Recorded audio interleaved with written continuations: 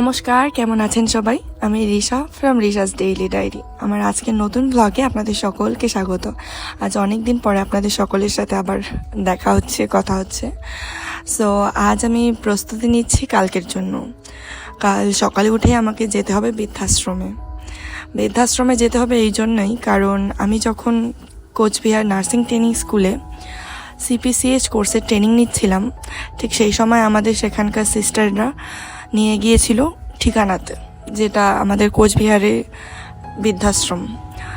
তো সেই বৃদ্ধাশ্রমে যাওয়ার পরে সেখানে অনেক দাদু দিদা সবার সাথে পরিচয় হওয়ার পরে তাদের সাথে অন্যরকম একটা কানেকশন ফিল হয়েছে। মনে হয়েছে যেন তারাও আমাদের আপন কেউ। তো ওদের আমি তখন বলে এসেছিলাম যে দাদু দিদা, তোমরা চিন্তা করো না, তোমাদের নাতনি আবার আসবে যখন চাকরি পাবে।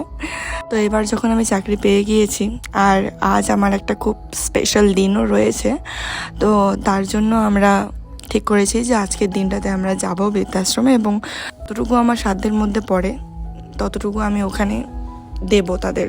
পরের দিন সকালে উঠে ফ্রেশ হয়ে রেডি হয়ে বেরিয়ে পড়লাম ভাইয়ের সাথে আমার গন্তব্যস্থলের উদ্দেশ্যে। ওখানে পৌঁছে আগে ওখানকার যে সিকিউরিটি গার্ড দাদারা থাকে তাদের কাছ থেকে পারমিশন নিলাম।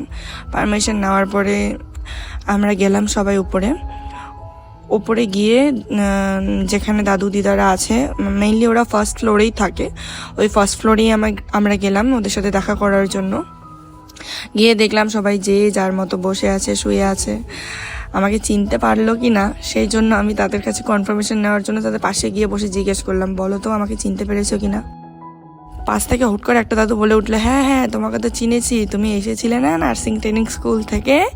আমি বললাম হ্যাঁ, তুমি চিনতে পেরেছো। তখন আমাকে বলেছিল যে আমাদের তো টিভি নেই, আমার লুডো খেলতে খুব পছন্দ, আমাদের যদি একটা লুডো থাকতো তাহলে ভালো হতো, আমরা সবাই মিলে খেলতাম। উনি তখন আমার কাছে চাননি ঠিক যে আমার লুডো লাগবে বা কিছু।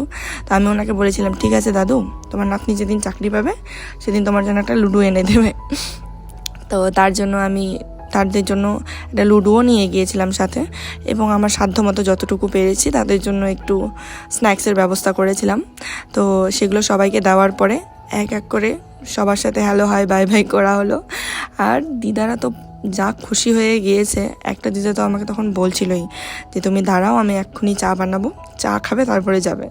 তো তারপরে আবার আমার একটু মদনমোহন মন্দিরও যাওয়ার ছিল, আর ওখানে চা খেলাম না। দিদাকে বললাম যে এরপরে তো নেক্সট একদিন আসবো, সেদিন আগে থেকে ফোন করে আসবো, তুমি না হয় আগে থেকে আমার জন্য চা বানিয়ে রেখো। ছিল আমার আজকের ব্লগ। আশা করি আপনাদের সকলের আমার ব্লগ দেখতে ভালো লাগে। যদি আমার ব্লগ দেখতে আপনাদের ভালো লেগে থাকে তাহলে আমার এই ভিডিওটাতে একটা লাইক, কমেন্ট এবং একটা শেয়ার করবেন। আর অবশ্যই আমার চ্যানেলটাকে সাবস্ক্রাইব করতে ভুলবেন না। এই জায়গায় যাওয়ার ইচ্ছে হয় তাহলে আমাকে কমেন্ট করবেন, আমি অবশ্যই আপনাদের অ্যাড্রেস, ওখানকার ফোন নাম্বার যা যা আছে আমি আপনাদের সাবমিট করে দেবো। আচ্ছা ঠিক আছে, টাটা।